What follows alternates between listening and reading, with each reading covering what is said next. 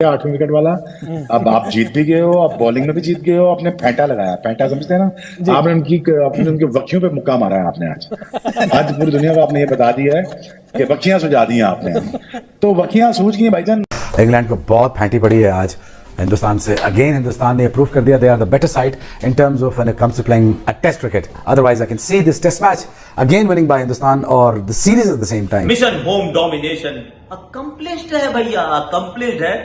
चौथे ही मुकाबले में श्रृंखला को हमने कर लिया है अपने नाम, यानी कि आईडीएफसी फर्स्ट बैंक ट्रॉफी जो है वो जाएगी मुंबई, हमारे कैबिनेट में अच्छे से रहेगी। पर लेट्स बी ऑनेस्ट, बड़ी कंपेटिटिव सीरीज हुई है, 3-1 से हम आगे हो चुके हैं। और इस मुकाबले में तो आखिरी दिन तक एक्चुअली थोड़ी देर के लिए जान हलक में अटकी थी, पर फिर बहुत कुछ हुआ। कैसे हुआ, क्या हुआ, उस सब की करते हैं बात। और ध्रुव जुरेल, रोहित शर्मा, शुभमन गिल, अरे भाई इन सब की शान में थोड़े से पढ़ते हैं कसी। मैकलम साहब माने या ना माने कि बेसबॉल को डाइवोर्स दो, कंडीशन जिस तरह की उस तरह खेलना चाहिए। हमेशा हम यही बात करते हैं, सेशन टू सेशन खेलने वाले प्लेयर को आपने चेंज करा, आप देखें उससे रन नहीं हो रहे थे, वो दोबारा अपने स्टाइल पे आया, उसने परफॉर्म करा। मिसाल देता हूं, डकेट 100 करा है ना, 100 150 करा है। बेरस्टो को देख लें, बेन स्टोक को देख लें, करोली को देख लें, 60 70 80 90 करता है, लेकिन वो बेसबॉल की वजह से आउट हो जाता है। तो ये थोड़ा सा मैकलम को सोचना चाहिए। Gill was there but Jurel, what a guy he is. ऐसा लगता ही नहीं है उसको देख के कि भाई ये उसका दूसरा टेस्ट मैच है और वो अपने करियर की तीसरी इनिंग खेल रहा है।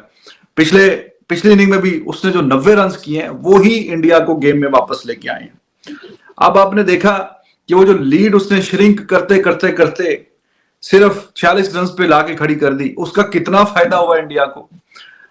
वो जो 40 50 60 एक एक रन कीमती होता है, और इस तरह की जो कंडीशंस हो जाएं, तो how vital that innings was. Yesterday I told you, जो भी रन करे, ज्यादा करे, Jurel is my man of the match. जय हिंद दोस्तों, जैसा कि दोस्तों आपने देख लिया, भारत और इंग्लैंड के बीच में 5 मैचों की टेस्ट सीरीज चल रही है। इंग्लैंड की टीम ने चौथे टेस्ट की दूसरी पारी में 357 रनों का स्कोर खड़ा किया। उसके बाद में भारत की टीम बैटिंग करने आई तो भारत की टीम ने भी 307 रनों का स्कोर खड़ा किया और भारत के सामने सब कीजिए, थोड़ी मिठाइयां बांटी, क्योंकि मैं तो बहुत खुश हूँ।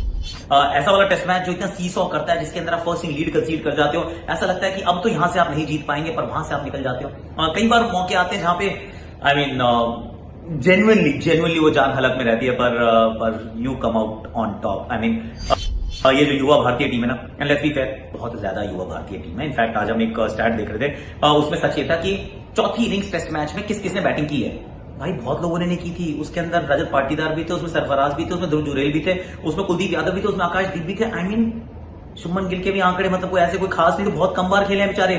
तो चौथी इनिंग्स में क्या होता है, कितना दबाव होता है, इसका तो एहसास भी ढंग से बच्चों को नहीं था।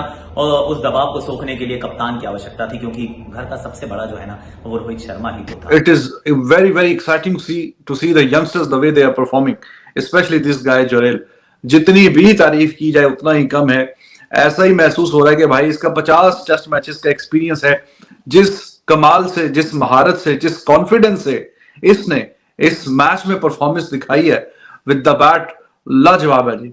उसकी रन जिस मैच में इंडिया बिल्कुल डाउन आउट, दोनों इनिंग्सों में डाउन एंड आउट था। पहली इनिंग में भी बिल्कुल फारक था, 177 पे 7 आउट हो गए थे, और दूसरी इनिंग में भी 120 पे 3, 120 पे 4, 120 पे 5वीं विकेट भी गई। मतलब 3 आउट पे 120 तक, चौथी और 5वीं भी गई। तो ये देखें, ये ना सिर्फ मैन ऑफ द मैच बना, बल्कि इसने साबित कर दिया कि आपके अंदर टैलेंट हो तो पतिदार या भरत नहीं, फिर वो जुरैल भी होते हैं। और दूसरी पारी में फिर से इंग्लैंड की टीम बैटिंग करने आई तो उसने 145 रन बनाए और वो ऑल आउट हो चुकी है। इसी के साथ भारतीय मैच जीत चुका है और भारत ने बेसबॉल का जनाजा निकाल चुका है, क्योंकि भारत के सामने बेसबॉल बिल्कुल नहीं चल पाया। और आने वाले समय में बेसबॉल का जो जनाजा निकला है वो पूरी दुनिया में मजाक उड़ रहा है, क्योंकि उनका कोच ब्रेंडन मैकुलम है और उन्होंने पूरी दुनिया में बेसबॉल का जनाजा निकाला है। उन्होंने ऑस्ट्रेलिया, न्यूजीलैंड, साउथ अफ्रीका के खिलाफ इंग्लैंड खेली थी, तो वहाँ पर बेसबॉल का अच्छा खासा प्रदर्शन रहा। पर उसके बाद में जब पाकिस्तान में आई तो वहाँ पर भी अच्छा रहा, पर जब भारत में आई तो भारत में पहला मैच जीत के बेसबॉल का काफी अच्छा पूर्ण हुआ। पर उसके बाद में भारत के बेसबॉल के जनाजे बिल्कुल निकाल दिए। भारत के यशस्वी जायसवाल, शुभमन गिल, आर अश्विन, बहुत सारे ऐसे गेंदबाज हैं जिन्होंने बेसबॉल का जनाजा निकाला। डेफिनेटली स्पिनर ने हमारा काफ़ी बड़ा योगदान दिया, क्योंकि स्पिनर के सामने बेसबॉल नहीं चल पाया और आने वाले समय में बेसबॉल का जनाजा पूरी तरह से भारत निकालेगा, क्योंकि भारत के मैचों में बेसबॉल नहीं चलता है। भारत अच्छी अच्छी टीमों को डोमिनेट कर देती है। तो ये बेसबॉल जो इंग्लैंड ने शुरू किया, इंग्लैंड की टीम 4 टीमों के खिलाफ बेसबॉल से जीती थी, तो वहाँ के खिलाड़ियों ने उनका नाम पाड़ दिया। ये बेसबॉल खेलते हैं, टेस्ट में भी वनडे की तरह खेलते हैं, तो इसी प्रकार से इंडिया को भी डोमिनेट करेंगे। पर इनको नहीं पता था कि इंडिया के सामने डोमिनेट करना अच्छे अच्छों का खेल निकल जाता है, अच्छे अच्छों का तेल निकल जाता है। ये कैन से कैद की मूली है, तो इस प्रकार से कह सकते हैं कि बेसबॉल का जनाजा निकल चुका है।